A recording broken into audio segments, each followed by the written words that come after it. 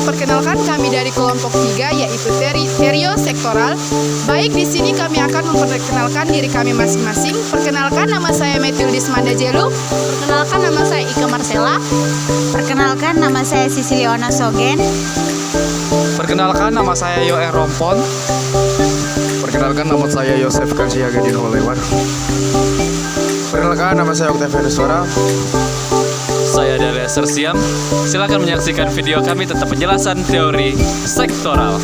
Selamat menyaksikan.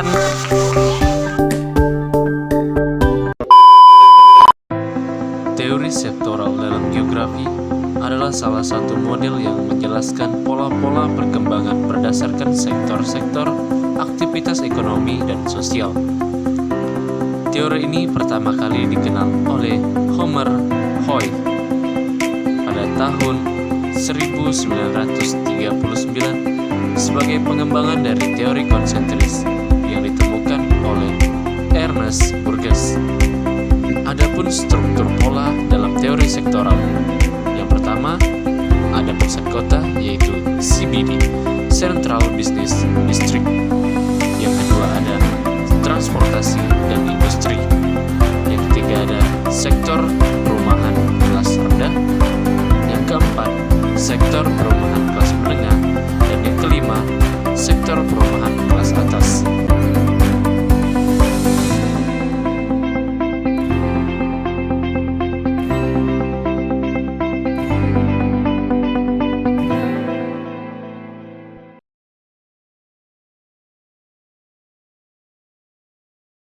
Baik, di dalam teori sektoral ada pusat kegiatan. Pusat kegiatan dalam teori sektoral adalah pusat kota atau Central Business District, yaitu CBD, yang merupakan area utama untuk aktivitas komersial, administrasi, dan layanan utama. CBD menjadi titik gravitasi yang memengaruhi perkembangan sektor-sektor di sekitarnya. Karakteristik kawasan kelas rendah. Yang pertama, huni padat. Kawasan ini cenderung memiliki kepadatan penduduk tinggi dengan rumah-rumah kecil dan kondisi lingkungan yang kurang memadai. Yang kedua adalah dekat jalur transportasi. Karena warga kelas rendah sering mengandalkan transportasi umum atau berjalan kaki, hunian mereka biasanya terletak dekat dengan jalur kereta api, terminal bus, atau jalan utama. Yang ketiga, terpengaruh faktor ekonomi. Kawasan ini seringkali berkembang di daerah yang kurang diminati oleh kelas menengah dan atas karena kelas properti yang rendah dan lingkungan yang kurang nyaman. Sektoral kawasan rendah. Kawasan kelas rendah berkembang memanjang dari pusat kota menuju ke luar kota, biasanya sejajar dengan sektor industri. Pola ini terjadi karena pekerjaan dari kelas rendah membutuhkan akses yang cepat dan murah ke tempat kerja.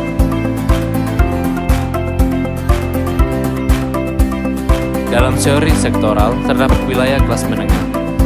Kelas menengah didefinisikan berdasarkan pendapat, kepemilikan aset, dan tingkat konsumsi. Mereka biasanya berada di antara kelas pekerja dan kelas atas atau elit. Kelas menengah sering diasosiasikan sebagai pendidikan tertinggi, pekerjaan profesional, dan gaya hidup urban. Kelas ini memiliki potensi untuk menjadi kekuatan politik dan signifikan karena jumlahnya yang besar dan kesadaran politik yang berkembang.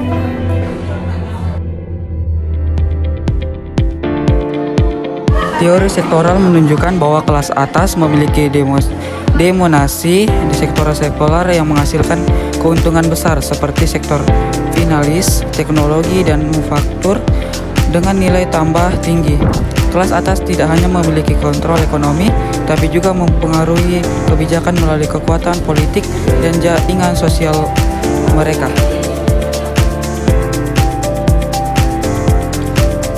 Sektor tersier. Grosir berada dalam sektor tersier karena fungsi utamanya adalah mendistribusikan barang. Mereka membeli barang dalam jumlah besar dari produsen sektor sekunder atau primer dan kemudian menjualnya ke pengencer, yang pada gilirannya akan menjualnya kepada konsumen akhir. Grosir tidak terlibat dalam proses produksi barang, melainkan dalam distribusinya.